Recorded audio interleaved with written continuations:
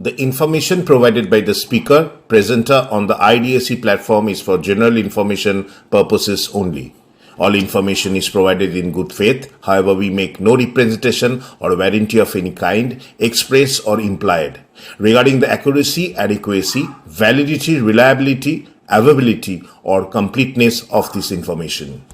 সাভারকার বিজেপির অন্যতম জনক, সেই সাভারকার নিজে একজন নাস্তিক ছিলেন, কিন্তু সাভারকার ছিলেন হিন্দুত্ববাদী। তাহলে এই দুটো কি করে সম্ভব? এই দুটো সম্ভব, এই দুটো যে সম্ভব। জিন্নাও তাই, জিন্নাও আমাদের যতদূর পড়াশোনা তাতে জিন্নাও নাস্তিক ছিলেন, কিন্তু মুসলমানবাদী ছিলেন, অর্থাৎ ইসলামকে নিয়ে তার একটা রাজনীতি ছিল এবং তার ছিল, এবং এই সাভারকারেরও তাই। এখন এরা সাভারকার তার মানে মোটা দাগে কখনই এগুলো তার মানার কথা নয়, এবং অনেকেই আছেন যারা এগুলো মানেন না। ধরুন মুরলী মনোহর যোশী, আমরা যখন গণেশের দুধ খাওয়ার একটা গুজব যখন ছড়িয়েছিল, সেই সময় দাঁড়িয়ে কিন্তু মুরলী মনোহর যোশী তখন বলেছিলেন যে না, এটা হতে পারে না। 28শে ফেব্রুয়ারি জাতীয় বিজ্ঞান দিবস। ভারতের প্রখ্যাত পদার্থবিজ্ঞানী রামন এফেক্টের জনক চন্দ্রশেখর ভেঙ্কট রামনের আবিষ্কারের দিনটি স্মরণে রেখে পালিত হয়।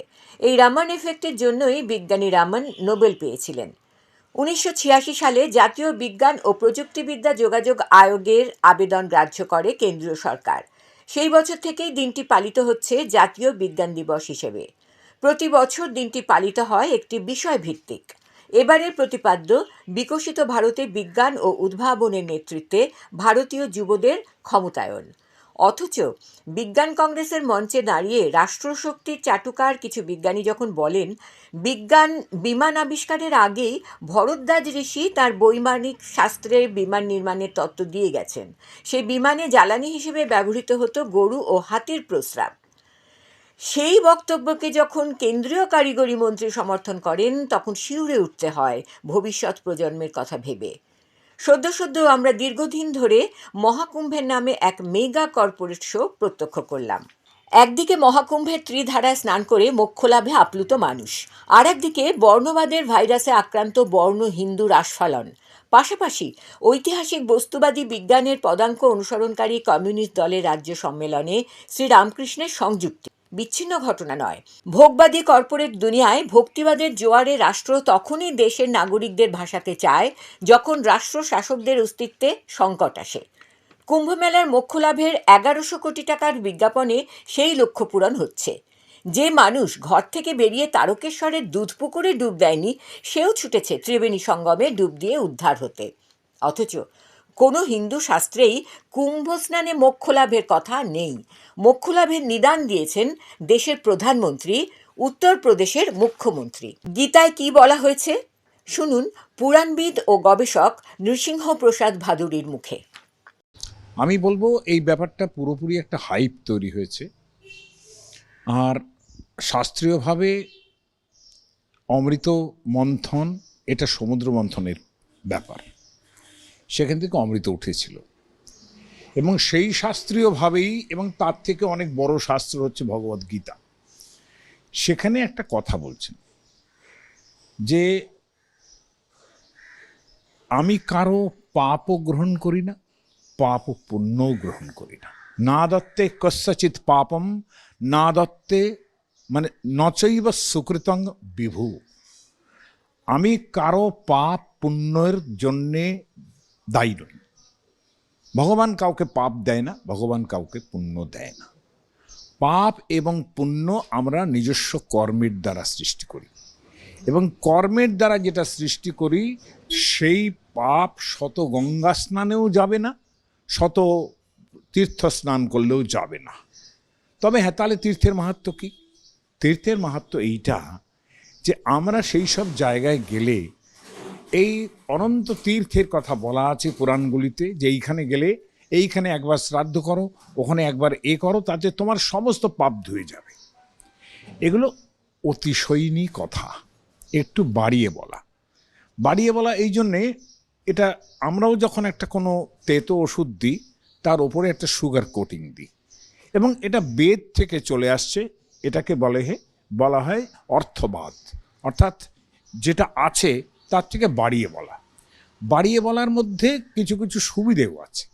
কেন আমরা যদি বলি কোনো মেয়েকে দেখে যদি বলি যে তোমার মুখটা চাঁদের মতো সুন্দর, সে চাঁদের মতো সুন্দর নাও হতে পারে, কিন্তু এই বাড়িয়ে বলার মধ্যে যে আকুতিটা থাকে এবং যে শুনছে সেটা তারও তো ভালো লাগে।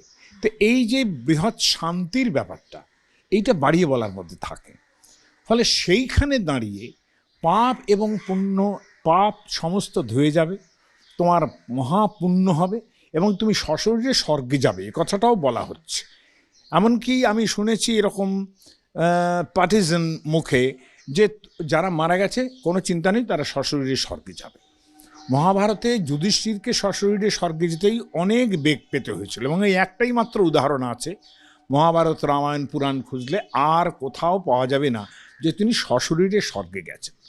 আমার কথা হচ্ছে যিনি কৃষ্ণ অর্জুন যার সখা, তিনিও সশরীরে স্বর্গে যেতে পারলেন না, তাহলে তার কি পুণ্যের ভাগ কিছু কম ছিল? যিনি স্বয়ং কৃষ্ণের সখা এবং স্বয়ং কৃষ্ণ, তিনিও তো যে পাপটা হয়েছিল কুরুক্ষেত্রের যুদ্ধে, গান্ধারী তাকে অভিশাপ দিয়েছিলেন যে যা তুমি দেখলে, যা তুমি করলে এটা তুমি থামাতে পারতে, করনি যখন, বলে আমি বৃহত্তর ধর্মের জন্য এটা থামাইনি। তাহলে বৃহত্তর ধর্মের জন্য যে থামাইনি, তাহলে তার মধ্যে কিছু কিছু পাপ অবশিষ্ট আছে, যার জন্যে মৌসল পর্বে সমস্ত তার আত্মীয় স্বজন মারা গেল এবং কৃষ্ণ সামান্য একটা ব্যাধের হাতে মারা গেলেন। এগুলো দেখানো কেন? দেখানো এই জন্যে যে পাপের ওপরে দেবতা মহারাজ বৈকুণ্ঠেশ্বরের কোনো হাত নেই। যে পাপ করবে তার কর্মফল পুণ্যার্জনের মাধ্যমে, অনুতাপের মাধ্যমে যাবে। কাজেই আমরা গেলে পরে, তীর্থস্নানে গেলে পরে মহাপুণ্য হয়ে যাবে একেবারে, এটা একেবারে ভুল কথা। অন্তত শাস্ত্র অনুসারে সেটা হয় না, এটা পরিষ্কার বলে দিলাম। শিবরাত্রি ব্রত পালনের দিনে বর্ধমানের কাটোয়া মহকুমার গীতগ্রাম পঞ্চায়েতের গীতগ্রামে ঘটেছে এক লজ্জাকর ঘটনা। গ্রামে তপশিলি গোষ্ঠীর 130 ঘর মানুষের বাস। স্থানীয় শিব মন্দিরে তাঁদের ব্রত পালন রুখে দিয়েছে বর্ণ হিন্দুরা, কারণ যাতে মুচি মন্দিরে প্রবেশ করলে মন্দির হবে অপবিত্র। স্থানীয় এসডিওর কাছে অভিযোগ জানিয়েও ফল হয়নি। সেই ট্র্যাডিশন সমানে চলেছে। মনে পড়ে যাচ্ছে রবীন্দ্রনাথ 1914 সালে ধর্মশিক্ষা প্রবন্ধে লিখেছিলেন, আমি পল্লীগ্রামে গিয়া দেখিয়া আসিলাম, সেখানে নমশূদ্রদের ক্ষেত্র অন্য কেহ চাষ করে না, তাহাদের ধান কাটে না, তাহাদের ঘর তৈরি করিয়া দেয় না। অর্থাৎ পৃথিবীতে বাঁচিয়া থাকিতে হইলে মানুষের কাছে মানুষ যে সহযোগিতা দাবি করিতে পারে, আমাদের সমাজ ইহাদিগকে তাহারও অযোগ্য বলিয়াছে। বিনা অপরাধে আমরা ইহাদের জীবনযাত্রাকে দুরূহ ও দুঃসহ করিয়া তুলিয়াছি। জন্মকাল হইতে মৃত্যুকাল পর্যন্ত ইহাদিগকে প্রতিদিনই দণ্ড দিতেছি, কিন্তু মানুষকে এরূপ অন্যায় ও অবজ্ঞা করিতে আমাদের ধর্মই উপদেশ দিতেছে, আমাদের প্রকৃতি নয়। এবারকার রাজ্য সম্মেলনে স্থান পেয়েছে ব্যান্ডেল চার্চ, রামকৃষ্ণদেব। যুক্তি, জেলার ঐতিহ্য বহনেই এই সিদ্ধান্ত। এই প্রসঙ্গে একটু পিছিয়ে যাই।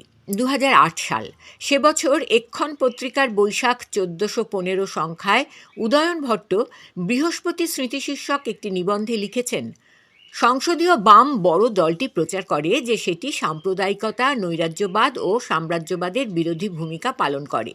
এই দলটির মধ্যে সাম্প্রদায়িকতা ও জাতপাত ক্রমে অনুপ্রবেশ করে এমন জায়গা করে নিয়েছে যে বড় নেতাদের প্রায় সকলেই উচ্চবর্ণের এবং জীবনযাত্রা ও আচার ব্যবহার অসংযত এবং শ্রমিক শ্রেণীর জীবন ও স্বার্থের বিরোধী। এইসব বিষয় নিয়ে দিগদর্শন একটি সাক্ষাৎকার নিয়েছে দুর্গাপুরের বাসিন্দা বাম ট্রেড ইউনিয়ন কর্মী ও যুক্তিবাদী নাস্তিক সৌরভ দত্তের। সৌরভ দত্ত, যিনি বিভিন্ন ক্লাবকে দুর্গাপুজোর অনুদানের বিরুদ্ধে মামলা করে বিতর্কের কেন্দ্রবিন্দু হয়ে ওঠেন। নমস্কার সৌরভবাবু, দিগদর্শন থেকে বলছিলাম। আজকে আপনার একটা লেখা পেলাম যেখানে আপনি বলেছেন এনআইটির অধ্যক্ষ অরবিন্দ চৌবে বলছেন যে, যিনি একটি বিজ্ঞান কলেজের অধ্যক্ষ, বলছেন যে তিনি আফসোস করছেন কুম্ভ মেলায় যেতে পারেননি। এই প্রসঙ্গে আপনি একটা লিখেছেন, হ্যাঁ, বিষয়টা একটু যদি বলেন। না, ওটা আমার লেখা নয়, একটা পত্রিকায়, হ্যাঁ, সেখানে আমার একটা ইন্টারভিউ নিয়েছিল আচ্ছা এবং আরো দু একটি বিজ্ঞান সংগঠনের ইন্টারভিউ নিয়েছিল আচ্ছা এবং সেইগুলোর মধ্যে দিয়ে তাদের বক্তব্য এই কুম্ভ মেলা ইত্যাদিকে ঘিরে সেটা রেখেছিল এবং সেটা করতে গিয়ে তারা আরো দুটো খবর দিয়েছিল, যে একটা হচ্ছে বিজেপির পশ্চিম দুর্গাপুরের একজন নেতা এবং এনআইটির প্রিন্সিপাল হুম হুম ডিরেক্টর, তাদের ইন্টারভিউ দিয়েছিল যে তাদের কাছে বিজ্ঞান দিবস, যেটা সিভি রমনের জন্মদিন, হুম হুম সেটার ব্যাপারে তাদের কি বক্তব্য ইত্যাদি আর কি। হুম হুম তো সেখানে ওরা ওইটার থেকে বেশি ওই কুম্ভ মেলায় যাওয়া না যাওয়া ইত্যাদির হতাশা ইত্যাদি তারা বলেছে, ওটা ওই খবরটার একটা পার্ট। আচ্ছা সেই খবরের পার্টটাকে ধরে যদি আমি বলি যে বিজ্ঞান চর্চা মানে ফলিত বিজ্ঞানের চর্চা আর বিজ্ঞান মনস্কতা দুটো একেবারেই এক জিনিস নয়। নিশ্চয়ই প্রচুর মানুষ আছে যারা বিজ্ঞানের মানে বিজ্ঞান চর্চা করে, অর্থাৎ ফলিত বিজ্ঞানের চর্চা করে, হুম। অ্যাপ্লাইড সায়েন্সের, হুম। কিন্তু তাদের মন বিজ্ঞান মনস্ক নয়। এরকম আমরা প্রচুর মানুষকে জানি। মানে প্র্যাকটিক্যালি প্রচুর মানুষ বলা ভুল হচ্ছে, বোধহয় অধিকাংশ বিজ্ঞানের লোকই তাই। হ্যাঁ প্র্যাকটিক্যালি ফিজিক্সের যারা লোক তাদের তো কোনোভাবেই আস্তিক হওয়ারই কথা নয়, কিন্তু সে আর কতজন আছে? আমাদের পৃথিবীতে নোবেল প্রাইজ প্রাপ্ত বিজ্ঞানীদেরও অধিকাংশ ঈশ্বর বিশ্বাসী। এখন নোবেল পেয়েছেন বা পাননি এমন কিছু বিজ্ঞানী পৃথিবীর আমরা জানি যারা নাস্তিক, বস্তুবাদী। সেটা আপনার স্টিফেন হকিং হতে পারেন, সেটা কার্ল সাগান হতে পারেন, সেটা ফেইনম্যান হতে পারেন, এমনকি আইনস্টাইনের মধ্যেও একটা দ্বিধাদ্বন্দ্ব কাজ করেছে। কখনো তিনি ঈশ্বর সম্বন্ধে একটা ওই সরাসরি একদম এই কুম্ভ মেলা যাওয়ার মতো নয়, কিন্তু একটা কিছু আছে কি নেই এরকম একটা দ্বন্দ্বে ভুগেছেন, আবার তিনি বিরোধিতা করেছেন। তাকে আমরা অ্যাগনস্টিক বলতে পারি, অর্থাৎ অজ্ঞেয়বাদী, অর্থাৎ যারা এই তালিকায় তো আমরা ডক্টর মেঘনাথ সাহাকে রাখতে পারি। হ্যাঁ, মেঘনাথ সাহা অবশ্যই, মেঘনাথ সাহা তো অবশ্যই আমরা রাখতে পারি এই মানে পজিটিভ আমি যেটা বলছি সে তালিকায়। আমাদের পশ্চিমবঙ্গের একজন বিখ্যাত বিজ্ঞানী ছিলেন অসীমা বিজ্ঞানী, অসীমা চ্যাটার্জি, তিনিও কিন্তু প্রচন্ড তিনি কিন্তু বিখ্যাত বিজ্ঞানী এবং তিনি যথেষ্ট মানে বিজ্ঞান গবেষণায় তার যথেষ্ট অবদান আছে, কিন্তু তিনি ভয়ঙ্কর রকম ভাবে আস্তিক এবং কুসংস্কারগ্রস্ত ছিলেন। তো এটা আছে। তো সেক্ষেত্রে তার কাছে দাঁড়িয়ে বর্তমান বিজেপির আমলে বিজেপির প্রাইজ পোস্টিং পাওয়া একজন এনআইটির ডিরেক্টর, তার বিজ্ঞান মনস্ক না হওয়াটা নতুন খবর। আমরা এই যবে থেকে ধরুন বিজেপি সরকার ক্ষমতায় এসেছে তারপর থেকে যতগুলো এই বিজ্ঞান কংগ্রেস হয়েছে সেগুলোতে অনেকেই মানে বিতর্কিত কথাবার্তা বলেছেন, যে নানান রকম বলেছেন। একজন তো বলেছেন যে বিমান ভরদ্বাজ মুনি তার বৈমানিক শাস্ত্রতে তিনি বিমান আবিষ্কার করেছিলেন, সায়েন্স বিজ্ঞান মানে বিমান আবিষ্কারের অনেক আগে। তাতে নাকি জ্বালানি হিসেবে আপনার হাতি এবং গরুর মূত্র ব্যবহার করা হতো জ্বালানি হিসেবে, এরকম নাকি শাস্ত্রে। এর মধ্যে দুটো দিক আছে। একটা দিক হচ্ছে যে অবিজ্ঞানের যে জায়গাটা সেটা আছে এবং বিজেপির সেটাই রাজনীতি, এবং সে কারণে বিজেপি সেই ধরনের মানুষগুলোকে এইসব জায়গায় বসাচ্ছেন যাতে করে এইগুলো প্রচার হয়। এখন তৃতীয় যে ব্যাপারটা আছে সেটা হচ্ছে বিজেপির সমস্ত লোক কি সত্যি করেই এগুলো বিশ্বাস করে? না, করে না। এটা বিজেপির একটা রাজনীতি। ধরুন সাভারকার বিজেপির অন্যতম জনক, সেই সাভারকার নিজে একজন নাস্তিক ছিলেন, কিন্তু সাভারকার ছিলেন হিন্দুত্ববাদী। তাহলে এই দুটো কি করে সম্ভব? এই দুটো সম্ভব। এই দুটো যে সম্ভব, জিন্নাও তাই। জিন্নাও আমাদের যতদূর পড়াশোনা থাকে জিন্নাও নাস্তিক ছিলেন কিন্তু মুসলমানবাদী ছিলেন, অর্থাৎ ইসলামকে নিয়ে তার একটা রাজনীতি ছিল এবং তার ছিল, এবং এই সাভারকারেরও তাই। এখন এরা সাভারকার তার মানে মোটা দাগে কখনই এগুলো তার মানার কথা নয়, এবং অনেকেই আছেন যারা এগুলো মানেন না। ধরুন মুরলী মনোহর যোশী, আমরা যখন গণেশের দুধ খাওয়ার একটা গুজব যখন ছড়িয়েছিল সেই সময় দাঁড়িয়ে কিন্তু মুরলী মনোহর যোশী তখন বলেছিলেন যে না, এটা হতে পারে না, বলেছিলেন। আবার বিজেপিটা করছেন, তাহলে যেহেতু ফিজিক্সের লোক ছিলেন তা বিজেপিটা করেন কেন, সেও অনেক প্রশ্ন। এখন ব্যাপার যেটা সেটা হচ্ছে এই যে এটা আমার একটা নিজস্ব একটা উপলব্ধি আছে। সে উপলব্ধি হচ্ছে যে বিজ্ঞান বিজ্ঞান বলছি মানে এই ধর্ম নিয়ে যারা ঠিক মতো ব্যবসাটা করতে পারে, সেটা ধর্ম নিয়ে ব্যবসা বা ধর্ম নিয়ে রাজনীতি, দুটোই ব্যবসা, যারা করতে পারে তারা কিন্তু বেসিক্যালি তারা কিন্তু ধার্মিক নয়, তারা কিন্তু বেসিক্যালি নাস্তিকই। অর্থাৎ আমাদের নাস্তিকতাটা আমরা সোচ্চারে বলছি যে আমরা নাস্তিক, এবং আমরা কেন নাস্তিক সেটাও বলছি যে আমরা বুঝেছি বিভিন্ন বিশ্লেষণের মধ্যে দিয়ে ফলিত বিজ্ঞানেরও বিভিন্ন ব্যাপার পড়াশোনা করে আমরা বুঝতে পেরেছি যে ঈশ্বর বলে কোনো কিছু নেই, এবং ঈশ্বর আশ্রিত ধর্মটাও একটা ফেক। এবং সেই জায়গায় দাঁড়িয়ে এখন যদি এই বিশ্বাসটাকেও করে, তাহলে সে প্রকৃতির বিরুদ্ধে যে লড়াই সেটা সে করতে পারবে না, কারণ সে মনে করবে যে একটা কিছু কারণে এগুলো হচ্ছে। আর মানুষ দ্বারা মানুষের যে শোষণ, সেই শোষণের বিরুদ্ধে সে লড়তে পারবে না। সে মনে করবে ঈশ্বর চেয়েছেন তাই আমার এই অবস্থা, এবং আমার গত জন্ম বলে একটা কিছু ছিল, সেখানে আমি খারাপ কিছু করেছিলাম বলে আজকে আমার এই অবস্থা। এই জন্যে যদি ঈশ্বরের কথা মতো বা ঈশ্বরের চাওয়া মতো আমি সেবা করে যাই আমাকে যে শোষণ করছে তাকে, তাহলে কিন্তু পরজন্ম বলে একটা জিনিস আছে যেখানে আমার ভালো হবে। তাহলে এগুলো হচ্ছে সরল ভাবে জায়গা। কিন্তু এগুলো যদি করে তাহলে মানুষ তার যে প্রগতির পক্ষে যে লড়াই, শোষণের বিরুদ্ধে যে লড়াই, সেই লড়াইটা দিতে পারবে না, ভুল পথে যাবে এবং প্রগতি হবে না, সমাজের প্রগতি হবে না, নিজের শোষণের বিরুদ্ধে লড়তে পারবে না, সেটা একটা দিক। কিন্তু আপনার যারা নাস্তিক তাদের মধ্যে একটা অংশ অবশ্যই তারা ধর্ম নিয়ে ব্যবসা করে। কারণ ধর্ম নিয়ে যদি তাকে ব্যবসা করতে হয় তাহলে তাকে কিন্তু অবশ্যই এটা জানতে হবে, বা ধর্ম নিয়ে রাজনীতি করতে হয় তাহলে তাকে জানতে হবে যে ঈশ্বর বলে আসলে কিছু নেই। কারণ তারা হলে তো তার মনে হবে যে পাপ বলে একটা কিছু আছে এবং এটা আমার হয়ে যাবে, লেগে যাবে, এটা ভাববে। আবার আর একটা দিক আছে, ব্যাপারটা একটু জটিল আছে। সেটা হচ্ছে যে ধরুন কোনো মানুষ ভাবতে পারে, এই যেমন কুম্ভ মেলা, তাকে বলা হচ্ছে যে তুমি পাপ করলে ওখানে কুম্ভতে চান করলে ধুয়ে যাবে। যে বলছে সে অবশ্যই একজন নাস্তিক, সে ধার্মিকের দেশে একজন নাস্তিক, কিন্তু মানে আমাদের মতো নাস্তিক নয়, যারা ব্যবসা করে সেরকম নাস্তিক। আর যে যাচ্ছে ধরুন সেই লোকটা কিন্তু ওরা যা খুশি করবো একবার ডুব দিয়ে দিলেই তো আমার সব পাপ চলে গেল। অর্থাৎ একজন প্রকৃত বস্তুবাদী মানুষ যার মধ্যে মানবিকতা ইত্যাদি রয়েছে, সে যেমন নিজের বিবেকের সাথে তার একটা কথাবার্তা হয়, সে যেমন মনে করে যে আমি যদি আজকে একটা অন্যায় করি, একটা মানুষ হিসেবে এটা করলাম, তার মন খারাপ হবে, তার কষ্ট হবে, আবার আইন সম্বন্ধেও তার কিছু ভয় থাকতে পারে ইত্যাদি। কিন্তু ওই ওই যে লোকটি, সে মনে করবে যে অন্যায় যা খুশি করি না কেন, আলটিমেটলি তো ঠাকুরকে পুজো দিয়ে দিলেই ঠাকুর আমাকে দেখে নেবে। তাহলে এইরকম টাইপেরও আস্তিক আছে যারা অন্যায় করছে। আর যারা একেবারে পরিষ্কার ধর্ম নিয়ে রাজনীতি এবং ব্যবসা করছে মানে আমি পুরোহিতদের কথা বলছি, মানে আমি মানে সেরকম স্ট্যান্ডার্ডের পুরোহিত আর কি, একদম মাঠে ঘাটের পুরোহিত বলছি না, মানে যারা একটু নাম করা আর কি বাবাজি আছে, সেটা আপনি রামদেবী বলুন আর যাই বলুন, তারা এবং যারা ধর্ম নিয়ে ব্যবসা করছে বিজেপি ইত্যাদির মতো, বা জামাত টামাতও যারা আছে তারা কিন্তু একেবারেই তারা ধর্মটাকে তারা কিন্তু একেবারে ব্যবসা হিসেবে তারা দেখছে। অর্থাৎ তারা তাদের কাছে পরিষ্কার যে আসলে ঈশ্বর বলে কোনো কিছু নেই।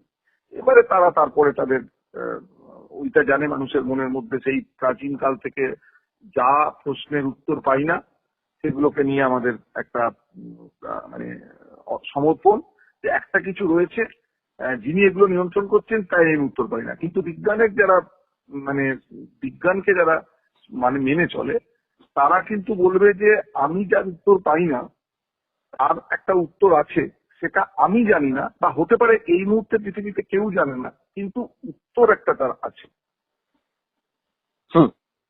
আপনি যা বললেন প্রসঙ্গটা যখন চলে এলো বিজ্ঞান এবং বিজ্ঞানীর সম্পর্ক নিয়ে, আমরা তো দেখেছি যে অনেক ডাক্তারবাবুরা আছেন যারা অপারেশন করেন, তারা বলেন মানে ওটি থেকে বেরিয়ে যে আমরা আমাদের শেষ চেষ্টা করেছি, এবার ওপরওয়ালাকে ডাকুন। আমার মনে হয়েছে যে এই যে ডক্টররা বলেন এদের মধ্যে দুটো ব্যাপার কাজ করে। একটা ব্যাপার কাজ হচ্ছে তো যেটা আপনি বললেন, সেটা হচ্ছে যে একদম তার ভেতরের একটা বোধ থেকে কাজ করেন, যেখান থেকে তারা সেই সংস্কার থেকে বেরিয়ে আসতে পারেননি। আরেকটা পাশাপাশি বোধহয় কাজ করে যে কোনো কারণে যদি রোগী মারা যায় তাহলে সেটা যেন ডাক্তারদের কাঁধে না চাপে যে আমরা তো চেষ্টা করেছিলাম, ঈশ্বর রাখলেন না। একেবারেই আপনি ঠিক কথা বলেছেন, একেবারেই আপনি ঠিক কথা বলেছেন। এভাবেই আমরা ভাবি যে এই গোটা ব্যাপারটাকে দেখুন, এটাকে একটু অন্যভাবে বলি। ধরুন যখন দেখবেন কোনো রুগীকে হসপিটালে নিয়ে যাবেন, আপনার যদি খুব পরিচিত পারিবারিক বন্ধু ডাক্তার ইত্যাদি না হন, তাহলে দেখবেন অধিকাংশ ডাক্তার, বিশেষত যারা মানে ওই বড় বড় কর্পোরেট হাসপাতালের ডাক্তার বা ব্যবস্থা, তারা দেখবেন আপনাকে সবসময় বলবে যে পেশেন্ট ভালো নেই। তার কারণ হচ্ছে পেশেন্টের যদি কিছু হয়ে গেল তাহলে ভালো নেই তো বলেই ছিল, আর যদি পেশেন্ট ঠিক হয়ে গেল তাহলে এত ভালো নেই পেশেন্টকেও কত বড় দক্ষতা সেই ডাক্তার এবং সেই হসপিটালের যে তারা বাঁচিয়ে দিল। এরকম জায়গা, হ্যাঁ, তো সেই রকম একটা জায়গা থেকেই অবশ্যই একটা অংশ এটা বলেন যে ভগবানকে ডাকুন। তো আমি যেমন ছোটবেলাতে একটা ডাক্তার দেখাতে যেতাম, তো সেই ডাক্তারও বলতো যে এরকম ভগবানকে ডাকুন, ঠিক আছে, মা কালী দিয়ে রাখতো ইত্যাদি। তো আমি তো যাওয়াই বন্ধ করে দিলাম। আমি তখন যে পুরোপুরি নাস্তিক হয়ে গেছি তা নয়, তখনও হয়তো কিছুটা আমার ঈশ্বরের প্রতি বিশ্বাস অবিশ্বাস একটা দ্বন্দ্বের মধ্যে চলছি, কিন্তু আমার এই জিনিসটাই মনে হচ্ছিল যে ওর স্কিল সম্বন্ধে আমার কোশ্চেন জানছিল, যে ঈশ্বর বলে কোনো কিছু, এটা তো আমি বুঝতে পারছি, মানে আমি হয়তো তখন অজ্ঞেয়বাদী হয়ে উঠেছি, হয়তো তখনও নাস্তিক হইনি, কিন্তু আমি বুঝতে পারছি যে আমার এই জায়গাটা একজন ডাক্তারের উপরই ভরসা করা যায়, কারণ সেটা মানে সেটাকে অ্যানালিসিস করা যায়। বাকি ব্যাপারটা তো কোনো অ্যানালিসিস নেই।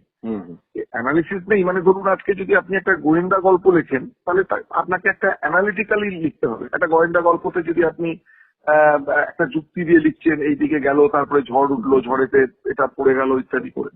আর ধরুন আপনি একটা ভূতের গল্প লিখছেন, তাহলে আপনার কোনো লজিক নেই, কারণ ভূতের গল্প যেখানে খুশি আপনি যা খুশি দিয়ে মিলিয়ে দিতে পারবেন।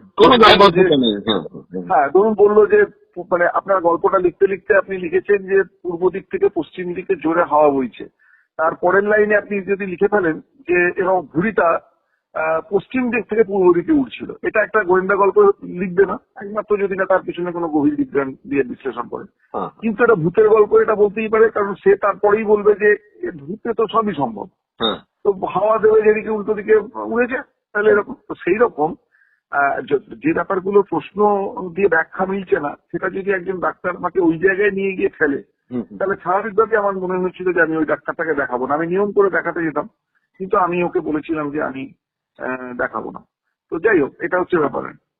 এখানে আপনাকে আরেকটা কথা আমি বলি, যেটা আপনি সাভারকারের কথাটা নিয়ে বললেন, সেটা হচ্ছে এবারকার যে কুম্ভ মেলা হলো, সেই কুম্ভ মেলাতে বিজেপি, তৃণমূল কংগ্রেস ইত্যাদি ইত্যাদি ইত্যাদি যারা রাজনীতি করেন বা করেন না, এরকম অনেক সাধারণ মানুষের সঙ্গে সো কল্ড ভিআইপিরাও গেছেন ডুব দিতে। কিন্তু একমাত্র ব্যক্তি দেখছি যে মোহন ভাগবত আরএসএস এর, তিনি কিন্তু যাননি। এই নিয়ে একটা বিরাট কথা উঠেছে। তখন যিনি এখনকার যেটাকে বলা হয় সাধারণ সম্পাদক, ওরা বলে সর্বকার্যবাহক, তা সেরকম দত্তাত্রেয় ঘোষ বলে, তিনি বললেন যে আমি কুম্ভে গেছি, 16,000 কর্মী স্বেচ্ছাসেবক কাজ করেছে আমাদের। আর মুখপাত্র যিনি ছিলেন তিনি সুনীল আম্বেকার, তিনি বলেছেন যে মোহন ভাগবত যে আসেনি এটা কোনো ব্যাপার না, তিনি অন্যান্য অনেক কাজে ব্যস্ত ছিলেন। কিন্তু আমাদের মাথায় রাখতে হচ্ছে যে 1989 সালে কুম্ভেতে এই প্রথম রাম জন্মভূমি আন্দোলনটা শুরু হয়।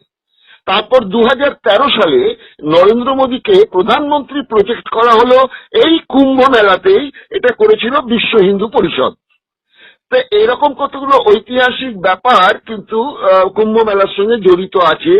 সেখানে আমরা দেখতে পাচ্ছি যে আমাদের মোহন ভাগবত উনি 2019-এ গেছেন, সেবার গিয়ে বৈঠক করেছেন যোগীজির সঙ্গে উত্তরপ্রদেশে। 2016-তে তিনি উজ্জয়িনীতেও গেছেন, কিন্তু এবার তিনি যাননি। আরএসএস এর একটা সূত্র বলছে যে মোহন ভাগবত নিজে পছন্দ করেন না যে কোনো বাহ্যিক আড়ম্বর বা বিজেপির ভেতরে যে লবি পলিটিক্সটা আছে উত্তরপ্রদেশে, সেইগুলো থেকে একটু এড়িয়ে যাওয়ার জন্যই নাকি মোহন ভাগবত যাননি। আপনি কি মনে করেন? আপনার রাজনৈতিক দৃষ্টিভঙ্গি থেকে কি বলবেন? দেখুন, এটা এক কথায় বলা খুব মুশকিল, কারণ আমি কেন এসেছি তার একটা ব্যাখ্যা দেওয়াটা সহজ। মানে আমি নয়, মানে আমি কেন এসেছি এটা আপনি আমার সম্বন্ধে আমি কোনো জায়গায় গেলে কেন এসেছি এটার ব্যাখ্যা দিতে পারেন, কিন্তু আমি কেন যাইনি এটার ব্যাখ্যা দেওয়াটা একটা অন্য মানুষের পক্ষে দেওয়াটা খুবই কঠিন। হাজার রকম স্পেকুলেশন হতে পারে, এর মধ্যে সবকটাই কিছু কিছু করে সত্যি হতে পারে, এর মধ্যে কোনোটাই সত্যি নয় এমন হতে পারে। ধরুন ওদের ইন্টারনাল পলিটিক্স হতে পারে, আবার এমনও হতে পারে যে এটা মানে একজন মানুষকে, এই যে ধরুন আজকে এই একটা প্রশ্ন আছে যে ধর্ম যারা মানে তাদেরও মধ্যে অনেকে এটা নিয়ে প্রশ্ন তুলেছে যে 144 বছর বাদে যেটা হওয়ার কথা সেটা তোমরা কেন কয়েক বছর বাদে বাদেই করছো, যেমন 25 বছর বাদে বাদে 144 বছরের গল্প জুড়ে দেওয়া হচ্ছে। কেন আরো 25 কেন 6 বছর বাদেও হতে পারে, 12 বছর বাদে তো নর্মালি হয়, তারপরে 12 পর্যন্ত যার রেকর্ড আছে। কিন্তু ধরুন এটা বলছে অনেকে, তো শঙ্করাচার্য ইত্যাদিরাও এরকম বলছেন ইত্যাদি। যদিও ব্যক্তিগতভাবে সেটা আমি একজন কমিউনিস্ট আন্দোলনের একজন মানুষ হিসেবেও বটে এবং একজন যুক্তিবাদী মানুষ হিসেবেও বটে, আমি সাধারণভাবে ওই ধর্মীয় কোনো নেতার বক্তব্যকে দিয়ে, তার ভাষ্যকে দিয়ে আমি কখনো এই ধর্মের ব্যাপারগুলোকে কাউন্টার করতে চেষ্টা করি না।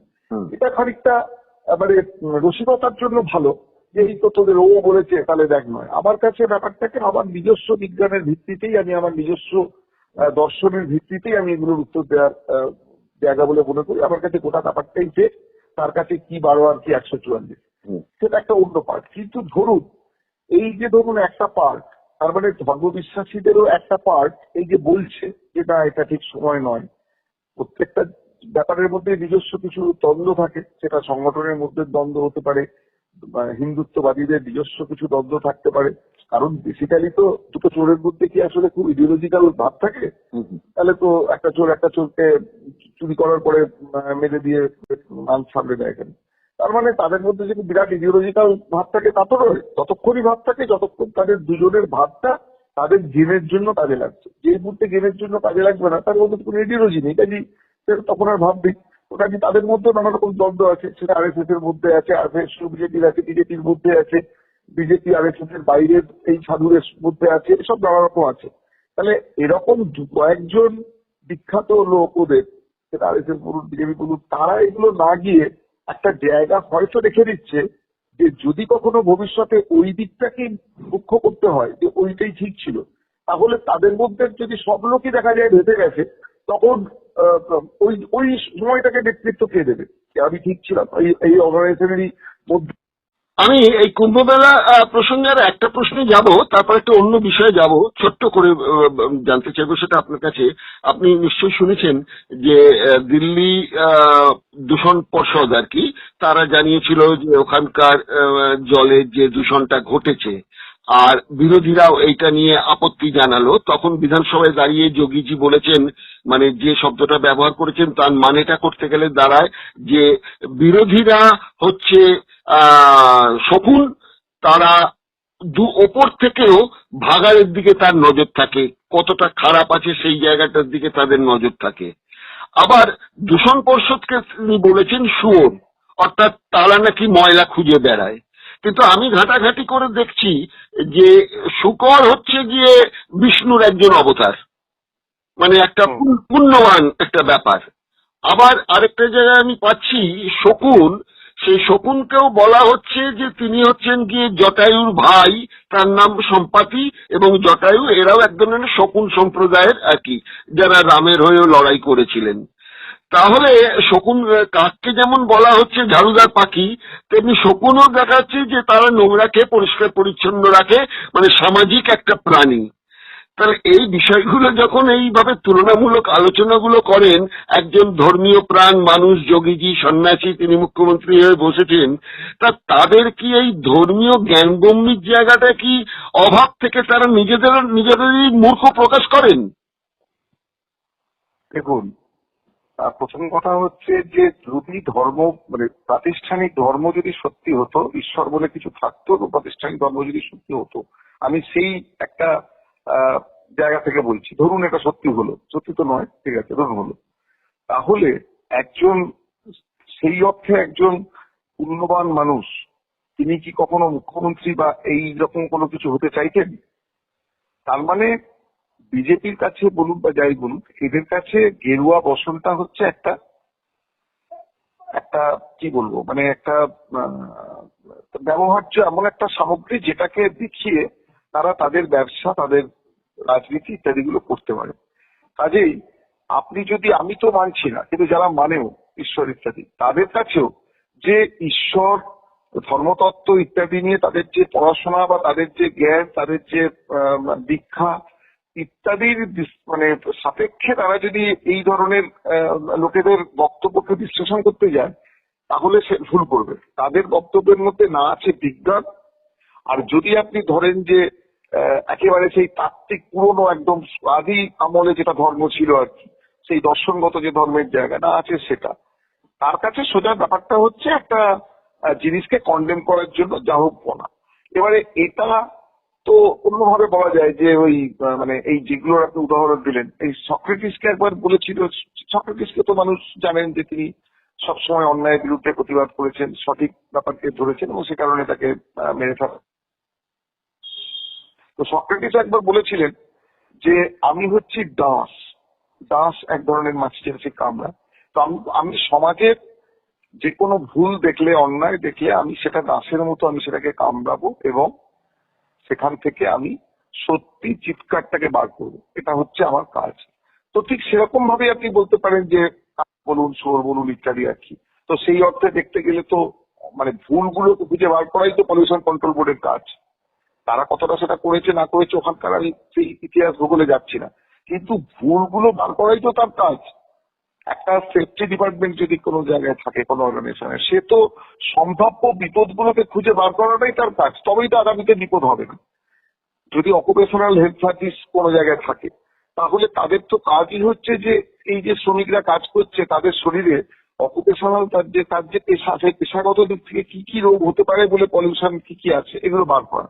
কাজেই এইগুলো তো তার কাজ, অর্থাৎ খারাপটা খুঁজে বার করাই তো তার কাজ। তাহলে সে তো সেই কাজটাই করবে।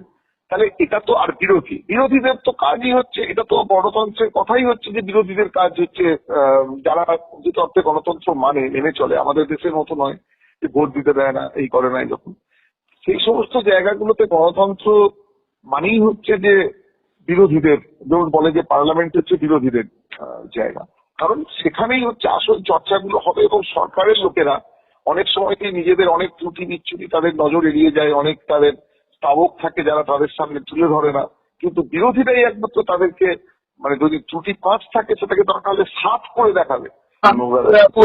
উত্তরপ্রদেশ থেকে এবার চলে আসছি একটু পশ্চিম বাংলায়, এবং আপনি যে বর্ধমান ডিস্ট্রিক্টে আছেন সেই বর্ধমান ডিস্ট্রিক্টেরই আরেকটি জায়গার কথা আমি বলি, সেটা হচ্ছে কাটোয়া। এই কাটোয়া মহকুমার গীত গ্রাম পঞ্চায়েত আছে, সেখানে গীত গ্রামেতেই প্রায় ধরে রাখুন 130 ঘর তপশিলিভুক্ত মানুষজন থাকেন।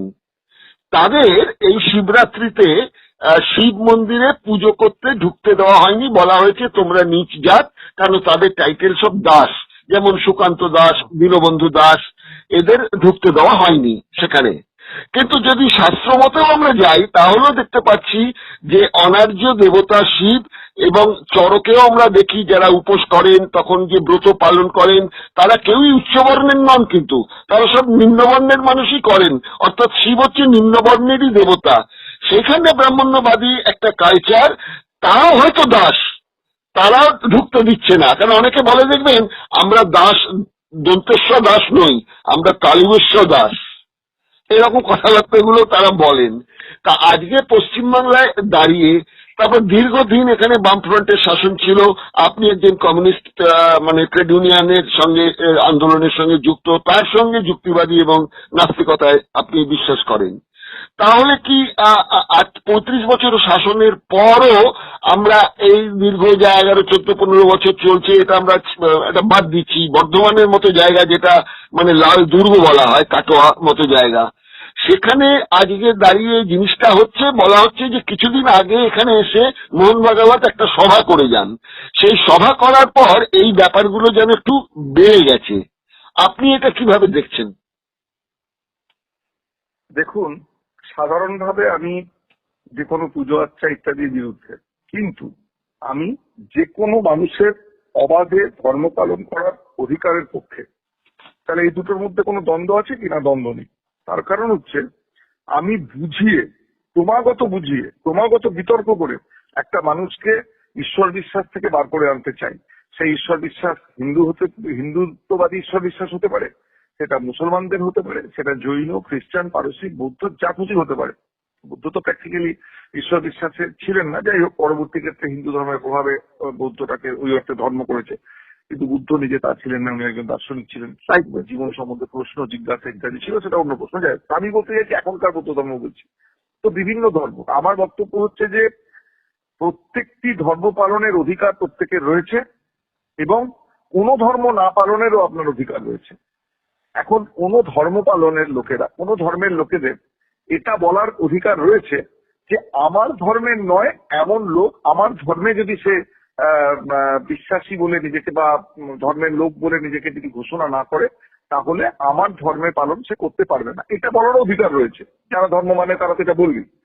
কিন্তু একজন নাস্তিক সেটা বলবে না। একটা নাস্তিক বলবে না যে দুটো মানে একটা ধার্মিক লোক কেন দুটো ক্ষেত্রে অন্তত নাস্তিকতার কথা বলছে বা বিজ্ঞানের কথা বলছে, বলবে না। কারণ সে যতগুলো নাস্তিকতার কথা বললে বিজ্ঞানের কথা ভালো। ধরুন আজকে যদি আমি ভালো করেই জানি যে লোকের কপালে ঠেকাচ্ছে হাত এবং সেখান থেকে সে বলছে যে ভগবানে শরীর ঠিক করে দাও ঠাকুর। এবারে সে যদি কালকে অসুস্থ হয় এবং ডাক্তার দেখাতে যায়, তাহলে আমি একজন নাস্তিক হিসেবে কি বলবো যে না তুই যা, আবার তুই কেন এসছিস, তুই তো বিজ্ঞান মানিস না, তাহলে তুই যা আবার তুলসী তলায় যা, বলবো না। আমি বিজ্ঞানের মানুষ হিসেবে আমি খুশি হব যে না ও এতদিনে একটা ঠিক কাজ করছে। হয়তো তার পরের কাজ থেকে আবার সে গিয়ে ভুল কাজ করবে, কিন্তু যতটুকু করছে ততটুকুই ভালো। কিন্তু ধরুন ধার্মিক লোকেদের ক্ষেত্রে একটা ব্যাপার আছে যে একটা হিন্দু একটা ধরুন মন্দির, সেখানে হিন্দু মন্দিরের মধ্যে তাদের এটা বলার অধিকার আছে, আমি মনে করি যে অধিকার আছে যে অন্য ধর্মের মানুষ তার নিয়ম কানুন পালন না করে সেখানে যদি যায় তাহলে সে প্রশ্ন তুলতে পারে এবং এগুলোকে অ্যাভয়েড করাই ভালো। মুসলমানদেরও সেটা থাকতে পারে ইত্যাদি। সেটা যাদের কথা বলছি আমি, যাদের কথা বলছি আমি কথাটা শেষ না করলে কনফিউশন হবে। কিন্তু নিজের ধর্মের মধ্যে উচ্চ নিচ এই জিনিসটা তো কখনোই মেনে নেওয়া যাবে না, বা নিজের ধর্মের মধ্যে রাম পারবে শ্যাম পারবে না এটা কখনো মেনে নেওয়া যাবে না। কারণ হিন্দু ধর্মের মধ্যেই তো এই প্রশ্নটা প্রিভেল করছে যে তাহলে সবাইকার জন্য কি তাহলে হিন্দু ধর্ম নয়? দেখুন বিজেপি হচ্ছে, অনেকে মনে করে বিজেপি হচ্ছে হিন্দুদের দল। আমি বলছি যে না, বিজেপি হচ্ছে উচ্চ বর্ণের বড়লোক হিন্দুদের দল। ওটা না গরিব মানুষের দল, না নিম্ন বর্ণের তথাকথিত নিম্ন বর্ণের হিন্দুদের দল। ওটা হচ্ছে উচ্চ বর্ণের আপনার বড়লোক হিন্দুদের দল। তার মানে কি এমন নয় যে কয়েকজন নিম্ন বর্ণের লোক কি নেই, না, শীর্ষ নেতৃত্বে নিম্ন বর্ণের লোক দু একজন যদি থাকেও দিক থেকে ক্ষমতাশালী, অর্থাৎ পলিটিক্যাল বলুন বা আর্থিক বলুন দিক থেকে তারা ক্ষমতাশালী, তাদের কোনো অন্যরকম কিছু কারণে তাদের কাজে লাগানো হচ্ছে, এগুলো ব্যতিক্রম। কিন্তু বেসিক্যালি বিজেপি হচ্ছে কিন্তু উচ্চ বর্ণের বড়লোক হিন্দুদের দল।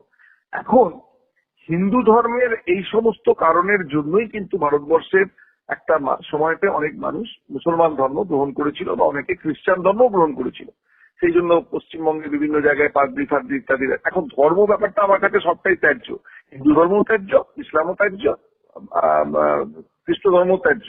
কারণ মৌলিকভাবে আমি ঈশ্বর ব্যাপারটার বিরোধী, কারণ ঈশ্বর বলে কোনো কিছু নেই। কিন্তু যে ধর্ম যত বেশি অন্য মানুষকে ইনক্লুড করতে পারবে এবং বলবে যে আমার ধর্মের মধ্যে এলে তোমাকে, যদি তুমি আমার ধর্মের মধ্যে আসো একবারে মানে গ্রহণ করো আমার ধর্মটাকে, তাহলে কিন্তু আমার ধর্মের মধ্যে কোনো উচ্চ নিচ নেই, তোমায় কিন্তু আমি সমান জায়গা দেব, মসজিদে তোমাকে সমানভাবে তোমার স্ট্যাটাস, আপনার মানে চার্চে তোমার সমান স্ট্যাটাস ইত্যাদি, যেটা তুমি মন্দিরে পাওনি। এটা যদি বলে তাহলে তো মানুষের মধ্যে যেহেতু ঈশ্বর বিশ্বাস আছে, আবার ঈশ্বর বিশ্বাস বাদ দিলেও বেঁচে থাকার জন্য তার যে প্রতিদিনের সংগ্রাম, সেখানে যেহেতু তাকে প্রতিদিন যদি কেউ বলে যে তুই আমার বাড়ির সামনে দিয়ে গেলি কেন, তুই আমার বাড়ির সামনে দিয়ে চুটি করে গেলি কেন, তুই নিম্ন বর্ণ ইত্যাদি, তাহলে তো তার একটা খারাপ লাগা থাকবেই এবং তখন সে বিকল্প জায়গায় ঈশ্বর বিশ্বাসী না হলে আমার মতো লোক হয়তো নাস্তিক হবে, মানে সেরকম তার মধ্যে প্রশ্ন থাকলে। আর তা না হলে সে যদি ঈশ্বরটা থেকে বেরোতে পারছে না, তখন সে একটা অন্য বিকল্প ধর্মের দিকে যাবে। তো সেই অর্থে দেখতে গেলে একটা কথা জেনে রাখা দরকার যে এই যে ইসলাম মানে মুসলমানদের গাল দিচ্ছে বা ইত্যাদি, হিন্দু ধর্মের যারা বড় বড় ধ্বজাধারীরা, এটা মনে রাখতে হবে যে যদি ওই ধর্মগুলো না থাকতো তাহলে কিন্তু হিন্দু ধর্ম বলে কোনো কিছু থাকতো না। কারণ তখন কিন্তু আমাদের এই দেশের বা রাজ্যে যাই বলুন, সেখানে কিন্তু এই মানে নিম্নবর্ণ উচ্চবর্ণের মধ্যে মানে যতক্ষণ বিরুদ্ধে মুসলমান আছে ততক্ষণ হচ্ছে যে তুমি আমি ভাই ভাই হিন্দু হিন্দু। কিন্তু যখন সেইটা নেই তখন কিন্তু আমি ব্রাহ্মণ তুমি শূদ্র এই জায়গাটা থাকছে।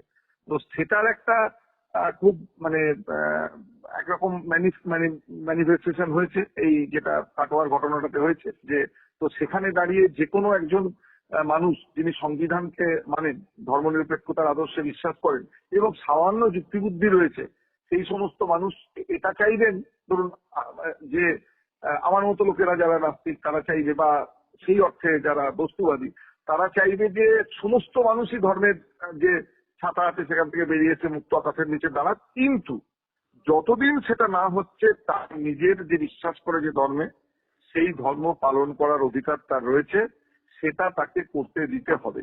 আমি চাইবো যে একটা মানুষ ধর্ম পালন, আমার মা ধরুন ধর্ম পালন করে না, তার বাড়ি থেকেও করে না, কিন্তু যদি তারা ধর্ম পালন করতো আমি তাদের সঙ্গে চরম বিতর্ক হতো, কিন্তু আমি জোর করে তাদের ধর্ম পালন থেকে বিরত করতাম না।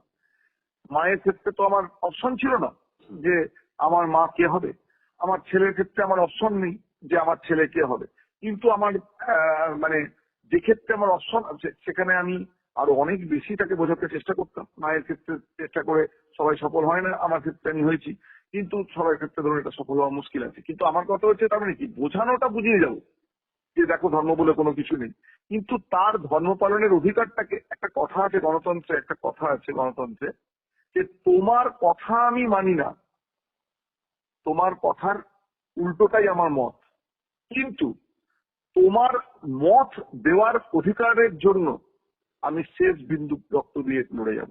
অর্থাৎ তুমি এবং আমি সম্পূর্ণ বিপরীত মত পোষণ করছি, কিন্তু তোমার যে মত সেটা আমার বিপরীত মত, কিন্তু সেই বিপরীত মতটা তোমাকে বুঝিয়ে যদি আমি পারি তাহলে বার করতে পারবো, কোন রকম গায়ের জোরে নয়। কাজে সেই জায়গা থেকে দাঁড়িয়ে এটাকে কড়া অবস্থান নিতে হবে প্রশাসনকে, রাজ্য প্রশাসনকে কড়া অবস্থান নিতে হবে। এবং এটা নিয়ে কোনোভাবে দেখুন, এইটাকে নিয়ে কিন্তু বিজেপি রাজনীতি করবে না। ধরুন এটা যদি এমন হতো যে দুটো ধর্মের ব্যাপার থাকতো তাহলে কিন্তু বিজেপি রাজনীতি ইতিমধ্যে করে দিত। কাটোয়া নিয়ে বিজেপি কোনো কথা বলেছে? বলেনি। কিন্তু অন্য অনেক জায়গা নিয়ে বলবে যে মুসলমানদের জন্য হচ্ছে, অমুক হচ্ছে, টুসুক হচ্ছে ইত্যাদি। না, আমি বিজেপির কথা বাদ দিচ্ছি। ধরুন যারা ধর্মনিরপেক্ষ দল বলে কিংবা যারা মিডিয়া, তারা কিন্তু আজকে সারাদিন যত টিভির খবর দেখলাম, তারা নানান রকম প্রশ্ন নিয়ে আলোচনা করেছেন। মমতা ব্যানার্জির যে তৃণমূলের সভা হয়েছে ভোট কেস মাথায় রেখে, সেসব নিয়ে বিরাট বিরাট আলোচনা তর্ক চলেছে। এই বিষয়ে কিন্তু কোনো খবর কোনো মিডিয়াতে আমরা দেখতে পাইনি। আচ্ছা, এটা তো গেল একটা দিক, আমরা জেনে নিলেন। আপনারা বাইনারি করতে পারবে, যতক্ষণ না ধর্মীয় বাইনারি করতে পারবে, এটা বিজেপিরও লাইন, হতে হবে, এটা বিজেপিরও লাইন, এটা তৃণমূলেরও লাইন, এবং এটা কর্পোরেট মিডিয়ারও লাইন, যে বাইনারি তৈরি করো। এই বাইনারির মধ্যে হিন্দু ধর্ম মুসলমান ধর্ম আছে, এই বাইনারির মধ্যে বিজেপি তৃণমূল আছে। এই বাইনারির যে অঙ্ক, সেই বাইনারির মধ্যে যদি মানে আপনার জানা কোশ্চেন যদি না আসে তাহলে উত্তর দেবে কি করে? এটা ওদের জানা কোশ্চেনের মধ্যে ছিল না যে হিন্দু ধর্মের মধ্যে উচ্চবর্ণ এবং নিম্নবর্ণের মধ্যে যে জায়গাটা, এটা তো তাদের জানা কোশ্চেনের মধ্যে নেই। এটার মধ্যে তো যে বাইনারি দিয়ে তাদের পলিটিক্স করতে পশ্চিমবঙ্গের সুবিধা হচ্ছে তার মধ্যে নেই। এটাতে বিজেপিরও লাভ নেই, এটাতে তৃণমূলেরও লাভ নেই, এটাতে কর্পোরেট মিডিয়ারও লাভ নেই। কাজেই অজানা কোশ্চেন এলে তার উত্তর কমিউনিস্টরাই দিতে পারবে। আচ্ছা, এবার আমি একটা প্রশ্ন করে শেষ করব। সেটা হচ্ছে, ধরুন আপনি যে সাধারণ মানুষদের কথা বললেন যারা সংশয়বাদী রয়েছেন বা যারা ঈশ্বরে বিশ্বাস করেন, কিন্তু তার সঙ্গে সঙ্গে আপনাকে প্রশ্ন করছি এই কারণে যে আপনি একাধারে মার্ক্সবাদী এবং মার্ক্সবাদী একটি রাজনৈতিক দলের সঙ্গে যুক্ত, সংসদীয় রাজনীতির মধ্যে রয়েছেন একজন কমিউনিস্ট হিসেবে, পাশাপাশি যুক্তিবাদী আন্দোলনের সঙ্গে আপনি যুক্ত রয়েছেন। সাধারণ মানুষের কথা আমি ছেড়ে দিচ্ছি, মার্ক্সবাদীদের কাছে তো সাধারণ মানুষ যারা সংশয়বাদে বিশ্বাস আছেন, সংশয়ে আছেন, তারা তো মার্ক্সবাদীদের কাছে আশা করবেন যে তারা ক্রমাগত এই বিষয়টাকে রাখবেন। আমি কেন প্রশ্নটা তুলছি, দুটো কারণে। একটা অতীতের ঘটনা, একটা সামনের ঘটনা। আমরা সুভাষ চক্রবর্তীর মতো নেতাকে দেখেছি, জননেতা, তাকে আমরা দেখেছি তারাপীঠে গিয়ে মালা পরাতে। তিনি বলেছেন আগে আমি হিন্দু, তারপরে আমি কমিউনিস্ট। আবার ওদিকে আমরা দেখেছি আমাদের যে মুসলিম একজন আছেন দক্ষিণ চব্বিশ রেজ্জাক মোল্লা, তিনি বলেছেন যে আমি আগে মুসলমান, তবে আমি মক্কায় হজ করতে যাব, তারপর আমি কমিউনিস্ট। আর এটা গেল একটা পার্ট। আরেকটা পার্ট আপনাকে আমি মনে করাচ্ছি, সেটা হচ্ছে গিয়ে একটা ধুবুলিয়ার কালীতলা গ্রামের এক বাসিন্দা, তার নাম জগদীশ হালদার। 2003 সালের 30শে জুলাই তিনি মারা যান। তিনি সপরিবারে মতুয়া ধর্মে বিশ্বাস করতেন। তার মৃত্যুর পর তার দুই ছেলে সুধীর ও নিহার ঠাকুরনগর থেকে মতুয়া আচার্য এনে বাবার পারলৌকিক কাজ করেছিলেন। তাতে গ্রামের কিছু মানুষ ক্রুদ্ধ হন। তারা বলেন ব্রাহ্মণ ডেকে আবার পারলৌকিক কাজ করতে হবে, এবং যারা এই গ্রামের মানুষ করেছেন তারা প্রত্যেকেই সিপিএম এর লোকজন। এটা 1 অক্টোবর 2003 আনন্দবাজার পত্রিকায় এই খবরটা বেরিয়েছে। পাশাপাশি এখনকার একটা টাটকা খবর বলি, যেটা রাজ্য সম্মেলন হলো সিপিএম এর, সেখানে দেখতে পাওয়া যাচ্ছে, আগে পাওয়া যায়নি কোনোদিন, অন্তত আমার জীবিতকালের মধ্যে যতটুকু আমি কমিউনিস্ট পার্টি সম্বন্ধে খবরাখবর রাখি, এবার দেখা গেল নানান তাদের যে নেতৃবৃন্দ রয়েছেন বা আদর্শের জায়গা থেকে যে নেতারা রয়েছেন তাদের পাশাপাশি রামকৃষ্ণের ছবি শোভিত হয়েছে।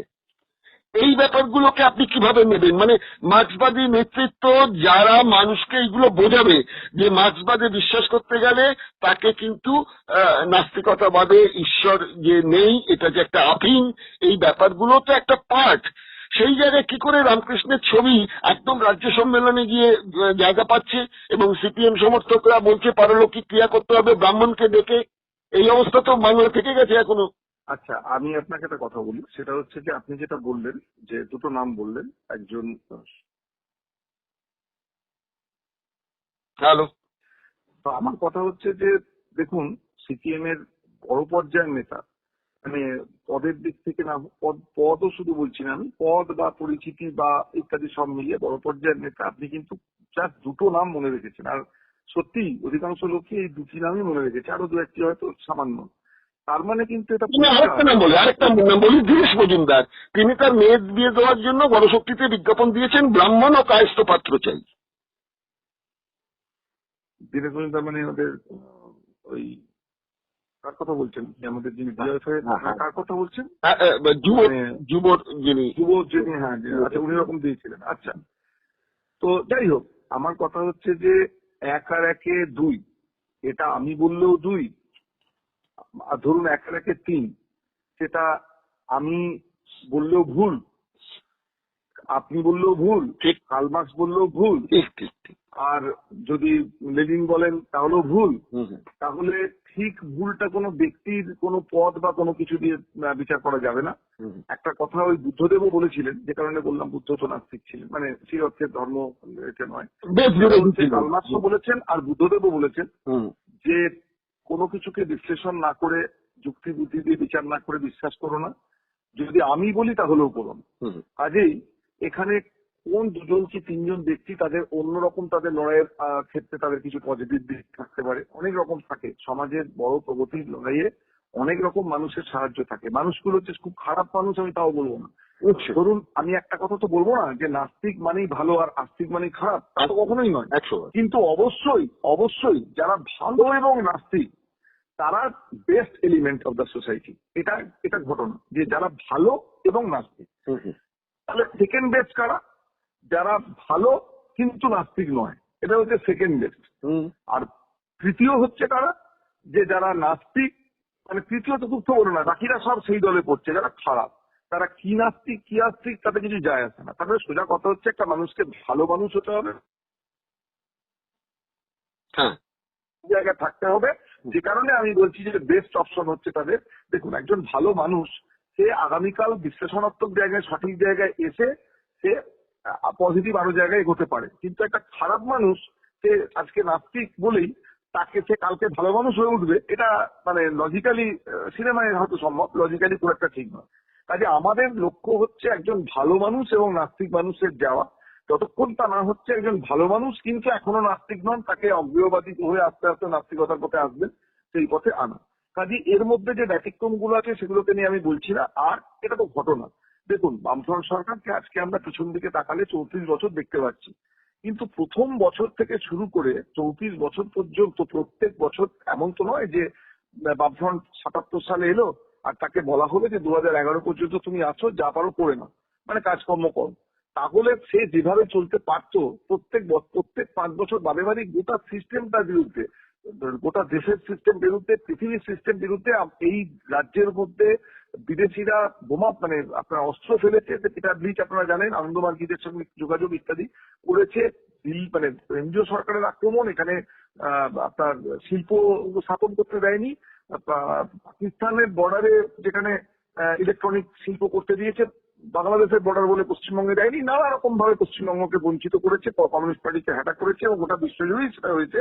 কারণ এটা একটা প্যাটার্ন, যেহেতু আমেরিকাও সেটা করেছিল এবং যখন এই ভেঙে গেল আমাদের সোভিয়েত ইউনিয়ন ইত্যাদি, তাহলে একটা বিপুল চাপের মধ্যে দাঁড়িয়ে কাজ করতে হয়েছে। প্রত্যেকবারই মনে হচ্ছিল হেরে যাবে, কিন্তু তারপরে আবার দাঁড়িয়ে লড়াই করেছে মানুষ, যতদিন পেরেছে করেছে। কিন্তু এতদিন থাকবে জানলে হয়তো যে ব্যাপারগুলো করা যেত, যে এই যে দর্শনগত জায়গায় মানুষকে যুক্তিবাদী বস্তুবাদী করা সামগ্রিকভাবে করার ক্ষেত্রে অসুবিধা ছিল। কিন্তু তারপরেও দেখুন, একটা কথা ঠিক যে দুটো জায়গা ধরুন 0 এবং 100, ধরুন 0 মানে 0, 100 মানে আমি ধরে নিচ্ছি এখানে চূড়ান্ত, তাহলে 0 আর 100 দুটো দিক আছে। 1 এই জিনিসটা এবং 99 এটাও দুটো সংখ্যা। তাহলে 1 যে সংখ্যাটা এটা 0 নয়, আবার 1 সংখ্যাটা কিন্তু 99ও নয়। তার মানে আপনি 0 নন মানেই আপনি 100 তা নন, আপনি 100 নন মানেই আপনি 0 তা নন। 1 এবং 99ও রয়েছে। আপনার হয়তো 100 হওয়া উচিত, আপনি হতে পারেননি, আপনি 99 হতে পেরেছেন, কিন্তু তা বলে আপনাকে 0-এর কাছাকাছি 1-এর সাথে তুলনা করা যায় না। কমিউনিস্ট পার্টির যে কাঠামো, তাতে করে তাদের যদি 100 হওয়ার কথা ছিল, তাদের লোকেদের, তাদের সিস্টেমের সমস্ত কিছু, তারা হয়তো 100 হতে পারেনি। কিন্তু তার মানে এই নয় যে তাদেরকে আমি যারা এই ধরুন আমি যদি বিজেপিকে 0 ধরি, তাহলে কংগ্রেসকে যদি না, আপনার কথার প্রেক্ষিতে হ্যালো হ্যালো হ্যালো হ্যাঁ বলুন বলুন বলুন। আপনার কথার প্রেক্ষিতে আমি এটা ধরেই নিচ্ছি যে মাছবাদ যদি একটা বিজ্ঞান হয়ে থাকে, তা বিজ্ঞানের ল্যাবরেটরিতে সবসময় সমস্ত কিছু আবিষ্কার একবারে হয়ে যাবে তার কোনো মানে নেই। ব্যর্থতার মধ্যে থেকেই সাফল্য আসে। কোনো বিজ্ঞানী বলতে পারবেন না তিনি তার ল্যাবরেটরিতে ঢুকলেন আর তিনি সাকসেস হয়ে বেরিয়ে এলেন। সেটা ঠিক আছে। আমি অবশ্যই একটা ব্যাপারে আমি আপনাকে এই ব্যাপারে বলি, মানে একটা সুযোগ নিচ্ছি আপনার এই কথায় বলা, যে আমি এক ধরনের মার্ক্সবাদী দেখেছি যাদের সঙ্গে আমি একমত নই। আমি এক ধরনের এই যুক্তিবাদী আন্দোলন, আমি দুটোই তো আলাদাভাবে করেছি, কাজে আমি দুটো একসাথে হওয়ারই কথা, কারণ মার্ক্সবাদী মানেই তো যুক্তিবাদী হবে। কিন্তু মার্ক্সবাদী পার্টির সবাই যে যুক্তিবাদী আন্দোলনটার সঙ্গে সেভাবে সম্পৃক্ত হয়েছেন তা নয়। তার হলে আলাদা করে আর যুক্তিবাদী আন্দোলনের কোনো আলাদা জায়গা থাকতেই হতো না, আর কমিউনিস্ট পার্টি থাকলেই হতো। কিন্তু আমি যেটা বলতে চাই সেটা হচ্ছে, কোন কমিউনিস্ট পার্টির লোক এটা বলেন যে শোষণের বিরুদ্ধে যে লড়াই, সেই লড়াইটাই হচ্ছে প্রাথমিক কাজ, এবং সেই লড়াইটা থেকে যখন আমরা মানে উত্তীর্ণ হব ওই জায়গাটাকে, তখন মানুষকে আমি নিয়ে আসবো ওই ধর্মের বিরুদ্ধে যে লড়াই, সেই লড়াই বা ভাববাদের বিরুদ্ধে লড়াই।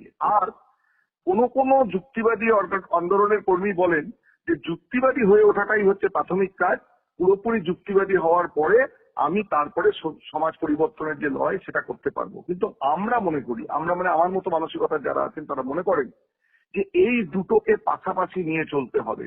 ক্রমাগত আমি নিজেকে আরো বেশি যুক্তিবাদী করে তুলবো এবং পাশাপাশি আমি এই শোষণের বিরুদ্ধে লড়াইটাকে করে যাব। কিন্তু সংসদীয় রাজনীতিতে আমাকে যদি ভোট নির্ভর থাকতে হয়, তাহলে পরে তো মুশকিল আছে না দুটোকে পাশাপাশি নিয়ে চলা। না কোনো অসুবিধা নেই। 34 বছর যখন জিতেছিল তখন আপনি কি কমিউনিস্ট পার্টির বড় বড় নেতৃত্বকে আপনি দেখেছিলেন কখনো যে তার জন্য তাদেরকে মন্দিরে মসজিদে গির্জায় যেতে হয়েছে? কিন্তু মন্দিরে মসজিদে গির্জায় যেতে হতে পারে, সেটা পুজো করতে নয়। ধরুন আমি নিজেও যেতে পারি, আমি মানুষের সঙ্গে কথা বলতে মন্দিরে যেতে পারি, আমি মানুষের সঙ্গে কথা বলতে গির্জায় যেতে পারি। তাহলে আপনি বলবেন এই রাজ্য সম্মেলনে যে রামকৃষ্ণের ছবি রাখা হলো, মার্কস লেনিনের পাশে। দেখুন আমি একটা কথা বলি, আমার কাছে রামকৃষ্ণ একরকম ব্যাখ্যা, কিন্তু অনেকের কাছে রামকৃষ্ণ আরেক রকম ব্যাখ্যা আছে।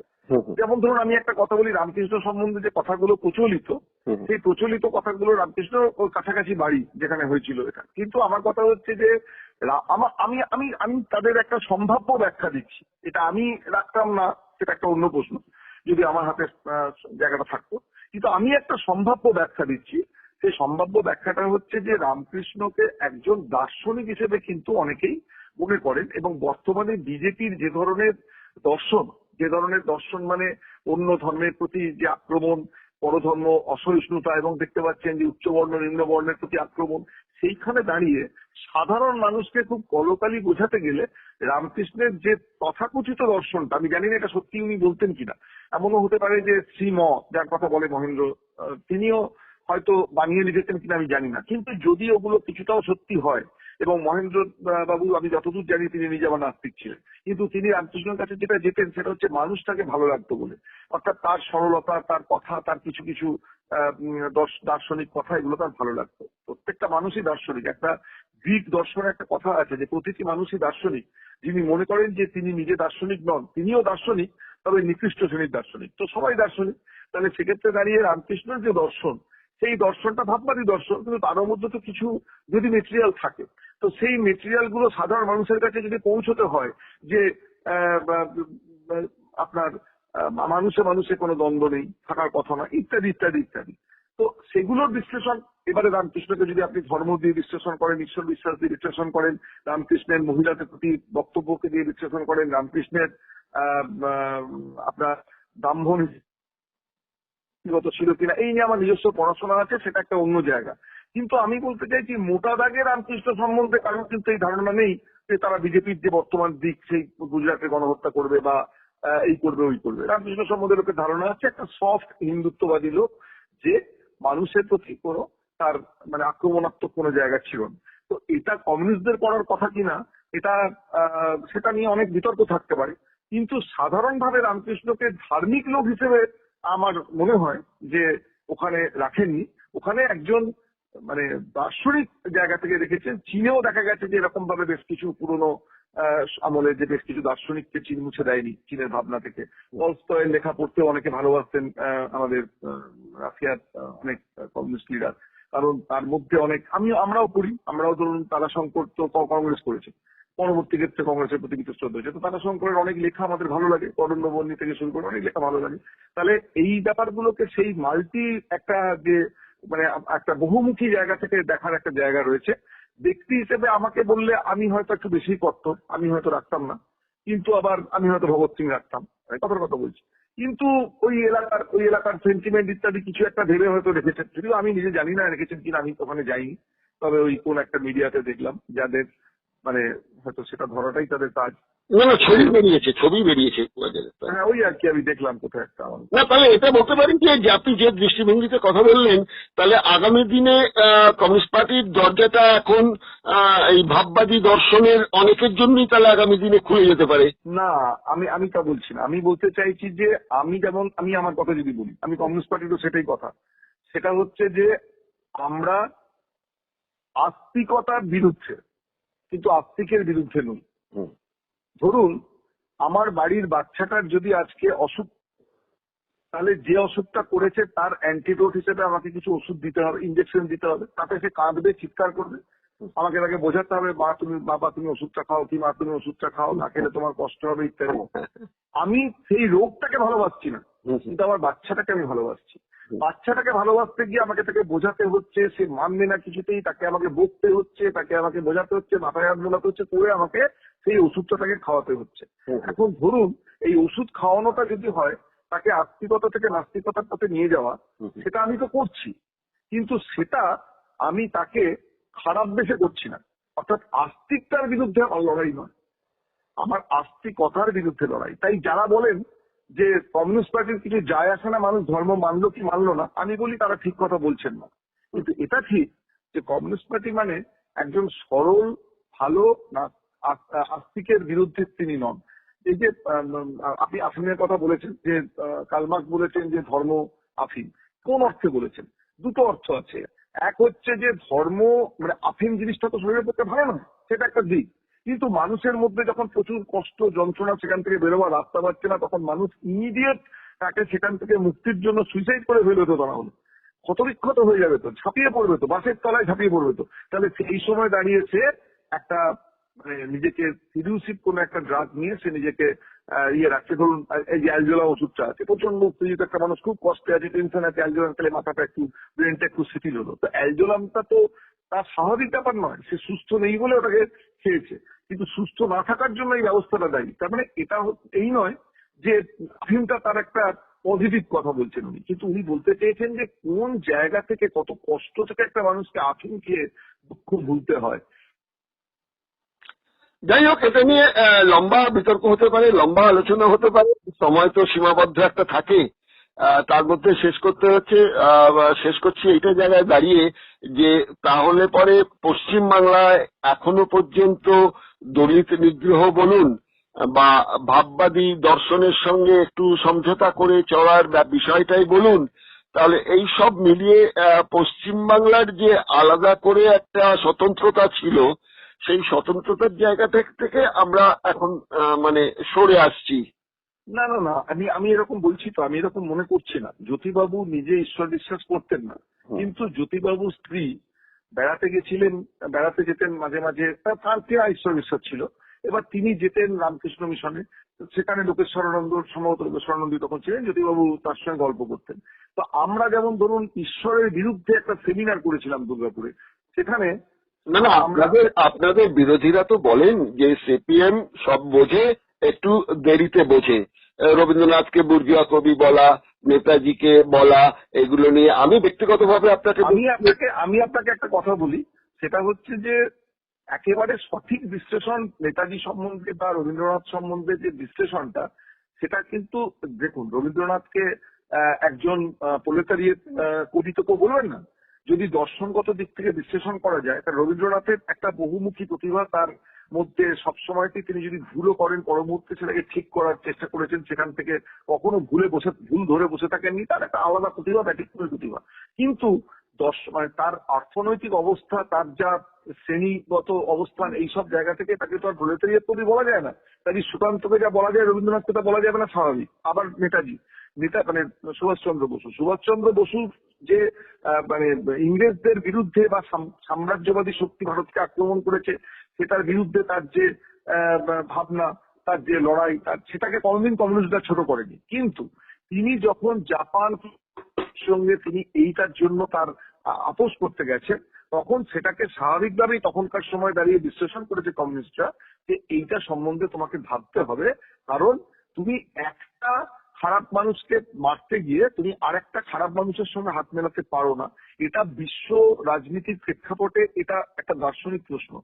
এটার জন্য মানে নেতাজি সুভাষচন্দ্র বসুকে যে তার দেশপ্রেম সম্বন্ধে কোশ্চেন কখনো কমিউনিস্টরা তোলেনি, এবং আমরা তো তাকে ভালোবাসি, শ্রদ্ধা করি তার দেশপ্রেমটার জন্য। আজকে মানুষ যেটা তাকে শ্রদ্ধা করে, কিন্তু তার মানে এই নয় যে একটা মানুষকে আপনি যে কারণে ভালোবাসেন, আপনি ধরুন একটা লোক খুব ভালো শিল্পী, তার শিল্পটার আপনি প্রশংসা করছেন যে দারুণ ছবি আঁকিস তো, ঠিক আছে, এবারে সে হাতে মাদুলি পরে, এবারে আপনি তার ওই দারুণ ছবির প্রশংসা করছেন বলে আপনি কি তার মাদুলি পড়ার ব্যাপারটার প্রশংসা করছেন না। তাহলে একটা মানুষকে আপনি তার দেশপ্রেমের প্রশংসা করছেন, কিন্তু দেশপ্রেমের জন্য তার যে যতদূর অব্দি খুশি যাওয়া যায় এটা তিনি একসময় ভেবেছেন, অথচ পরবর্তী ক্ষেত্রে এখন অ্যানালিসিস করে দেখা হচ্ছে যে না, সেখানে তিনিও আপনি নানা রকম বিতর্ক ইত্যাদির ফলে বা আপত্তি বিভিন্ন মানুষের ছিল বলে তিনি আবার সেখান থেকে আরো ভাবতে শুরু করেছিলেন যে না, আমাকে অন্যরকম ভাবতে হবে। তা না হলে আজকে ফরওয়ার্ড ব্লকই বা এতদিন ধরে কমিউনিস্ট পার্টির সঙ্গে আছে কেন? ফরওয়ার্ড ব্লক তো তাহলে স্বাভাবিকভাবেই উল্টো দিকে যাওয়ার কথা ছিল। তাহলে সেই পড়াশোনা, সেই বিশ্লেষণ, সেই জায়গা থেকেই তো আছে।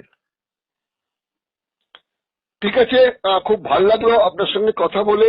সামগ্রিক প্রেক্ষাপট এই মুহূর্তে কুম্ভমেলা বলুন বা দলিত নিগ্রহী বলুন বা কমিউনিস্ট পার্টির মধ্যে রামকৃষ্ণের প্রবেশ বলুন, এসব ব্যাপারটা নিয়ে আপনার একটা, যদিও এটা আপনার ব্যক্তিগত মতামতের কথাটাই আপনি আমাদের বলেছেন, সেই জায়গাটা থেকেও অন্তত আমি আমার জীবনে চলার পথে আমার যা নিজের অভিজ্ঞতা এবং আমার যা ধারণা, সেটাকেই আমি আমার মতো করে সরলভাবে বলার চেষ্টা করব।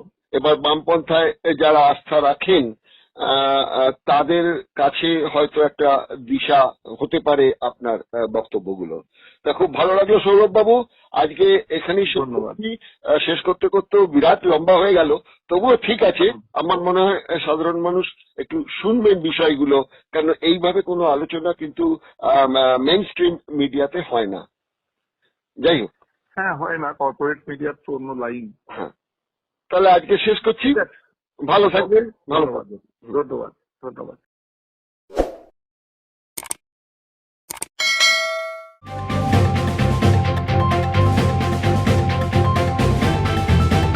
রংহীন সংবাদ আর অজানা তথ্যের জন্য দেখুন দিগদর্শন, 10-এর পাশে, দেশের সাথে।